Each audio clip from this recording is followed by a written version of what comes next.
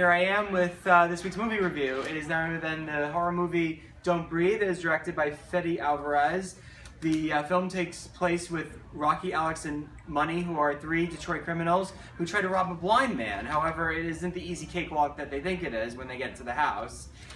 Most horror movies, unfortunately, are, they're very, things that like a lot of young people love. But the thing is, though, is that they all tend to be the same, and that's why most horror movies are not technically that good. And the really great ones are very few and far between. Luckily, we've had a couple of movies the last couple of years that have actually made some big impressions, like The Conjuring and many others like it.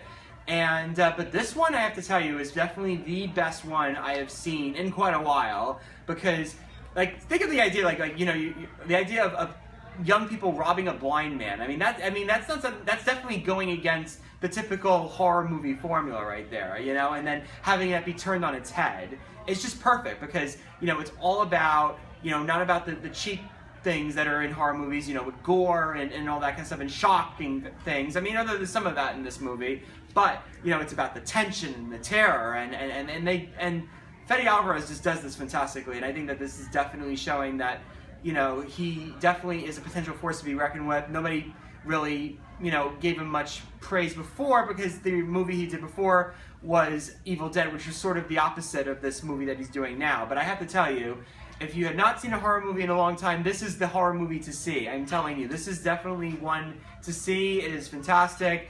It is full of terror. It has a plot that definitely, has, characters that you definitely feel a sense of like you could be in this situation completely, and it's not something that you feel like you've seen time and time again.